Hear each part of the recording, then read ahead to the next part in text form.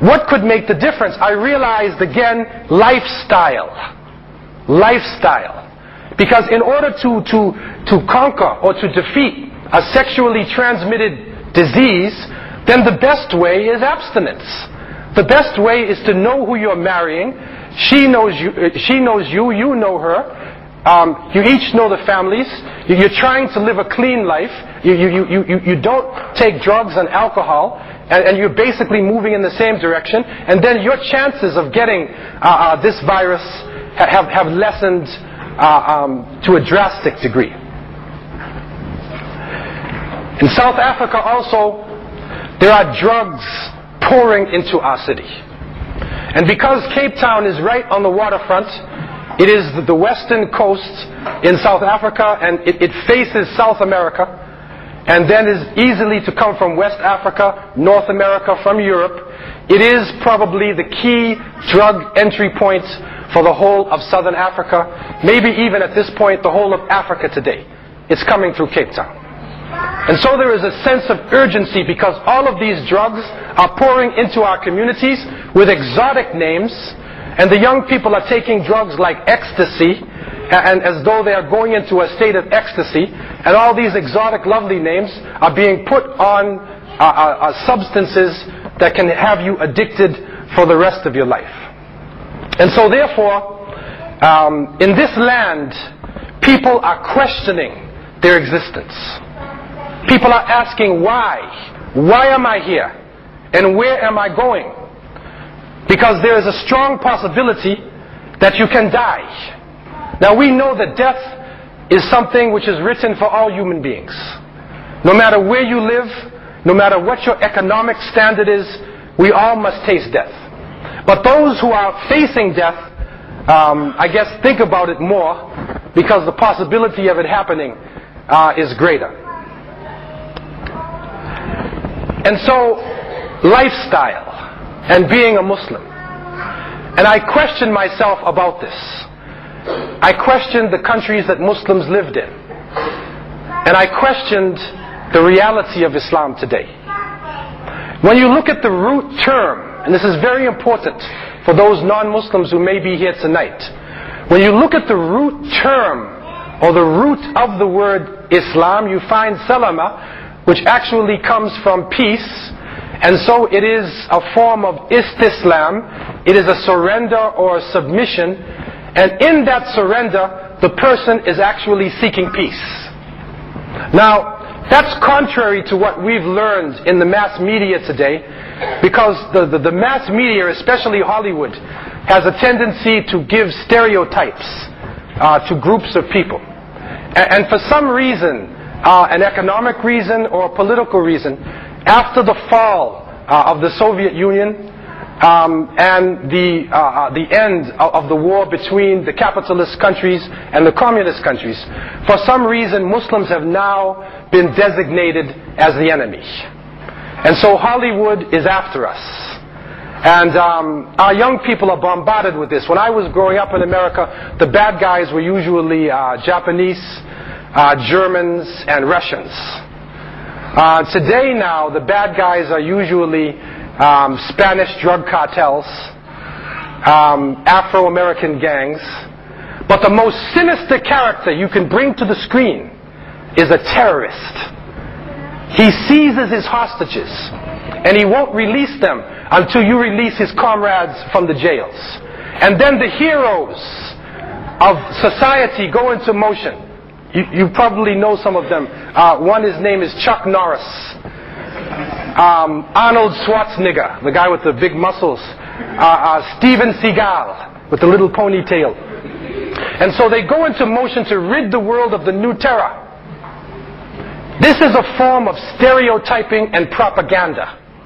Because the reality that I found out is that Muslims are living in every part of the planet. And that the majority of Muslims actually do not come from the Middle East. I have the opportunity to travel around to Muslim countries and to travel around the earth, and we realize, and you are living here in Southeast Asia, and we realize the size of the population in Indonesia, and then going up into China. This is not known by people who are living in North America. You may not be aware of the fact that Islam right now is the second largest religion in North America. It's the second largest religion in the UK and much of Europe, and it is growing in leaps and bounds. And if you take the prison population in the United States, right now, it was reported to me that last year over 300,000 people embraced Islam. And so it is growing in large numbers. And people are saying, well, why is this thing growing, man? I mean, if Muslims are a little terrorist group and they want to blow everything up in sight, and either they're killed or they're killing somebody, then why would all these people in the United States, in UK, in Norway, in Sweden, in Germany, in all parts of the world, why would they be accepting this faith? The reality is something far different. That the word Islam is actually a qualitative term. This is a very important point. That being Muslim does not connect you with any particular race or any particular nationality or any particular linguistic group. Actually, when we speak about Islam, we are talking about al-fitrah. We are talking about the natural state, being in sync or being in tune with the environment. And so with that definition, the sun, which is moving in its own orbit, the moon moving in its own orbit, all of the planets are Muslims. The insect world, moving with instinct, they are Muslims. Anything that submits to the natural order within the universe is in a state of Islam. That is the root definition of the term before we bring our politics and our economics and our stereotyping and our racism. Before that comes in, that is actually what the word Muslim means. And one of the key elements within Islam, or I should say the key element within Islam, is La ilaha illallah. There is nothing worthy of worship but Allah, or the creator of the heavens and the earth. And this is a concept that was shared by people throughout time. Prophets came to China, prophets came to India, prophets came to Australia, prophets came to Europe, to Africa, to the Americas. Allah tells us in the Qur'an, وَلَقَدْ بَعَثْنَا فِي كُلِّ أُمَّةٍ رَسُولًا أَنِ اعْبُدُوا اللَّهَ وَاجْتَنِبُوا الطَّاغُوتَ. We have sent to every nation a messenger, that they would worship Allah and stay away from false gods. And so every ummah, every nation had at one point in time received a messenger. I've had the opportunity to investigate into the folk cultures of people throughout the planet.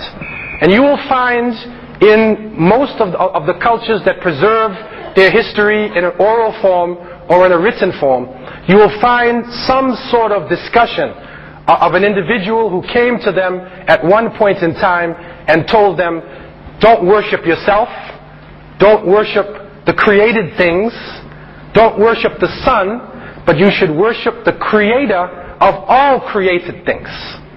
Go past the material things in life and go to the one who is not masculine, who is not feminine, who initiated life, whose creation is between Kaf and Noon, who said kun fayakun, be and it is. And creation began. And so with that root definition, you will find amongst the Aboriginal people in Australia, in the Americas, in Africa, all throughout the planet, as well as you will find people in nations in Europe, in Africa, and Asia, you will find this discussion of the belief in one God. And so, the concept of La ilaha illallah, Tawheed, is a type of unity. It is unifying things, bringing things together. In the religious sense, it gives us the concept of one God.